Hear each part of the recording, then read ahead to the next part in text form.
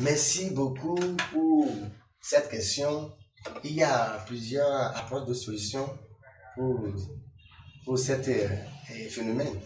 Quand je dis ça, parce que quand il y a un problème, il y a toujours la solution. Ce qu'on nous enseigne à l'école, quand il y a un problème, il y a la solution. La première partie, il faudrait que le gouvernement crée un centre, crée une ONG qui peut aborder la population. Donc, cette ONG doit être composée des gens qu'on appelle les psychologues et ces gens qu'on appelle les comportementalistes. Eux, ils sont bien calés.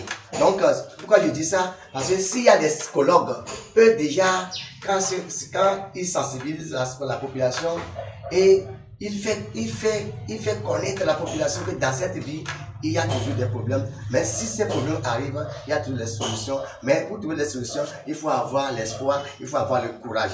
Donc, c'est pour cela que moi, je peux profiter pour dire que le gouvernement a créé un centre ou bien une ONG et qui doit être composé des psychologues et des comportementalistes.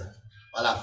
Et deuxième cas aussi, le gouvernement a fait un effort pour créer des emplois. Parce que quand il n'y a pas de travail, il n'y a pas d'emploi, c'est ça qui pour les jeunes.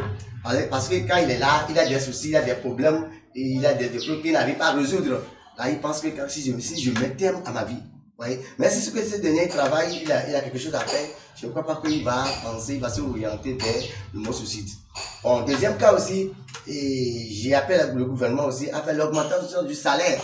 Parce que la fois passée, on a vu ce cas-là, c'est un travailleur qui travaille dans une entreprise, mais qui travaille dans le gouvernement. On ne sait pas ce qui s'est produit. Le gars s'est suicidé. Il a mis la colle au cou. Vous voyez? Et vraiment, s'il y a de l'augmentation, il y a de l'augmentation de salaire, je crois que ça aussi, ça peut diminuer. Et deuxième partie, j'appelle aussi le gouvernement aussi à sensibiliser, bien à aider les prophètes, les hommes de Dieu, parce que pour qu'on puisse prier pour la population, parce que tout ce produit spirituel, pour que ça ne compte pas, pour que ça ne se produise, il faut que un échelonnement de spirituel se produise. Maintenant, avec la prière, avec l'intercession, je crois que avec la grâce de Dieu, avec l'aide de Dieu, on peut arriver à sortir en bon terme.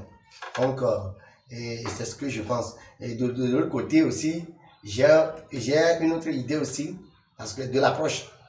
Parce que avant qu'un être humain pose l'acte, ou bien cherche à se suicider, parce qu'il y a des problèmes. Déjà, si quelqu'un s'approche, il est à côté de ce dernier, il va remarquer ses comportements. Dès qu'on remarque ses comportements, qu'est-ce qu'on fait? S'il y a un centre, s'il y a un numéro vert, on peut appeler ce centre pour dire, ah, voilà, nous avons un monsieur bien, une madame qui est avec nous, mais sa façon de parler, de réagir, on voit que mentalement ça ne va pas. Si le gouvernement peut envoyer des psychologues, parce qu'eux ils sont bien calés dans ce domaine, parce qu'il peut arriver à lui faire retirer les mots. Vous voyez? Donc c'est ce que je pense.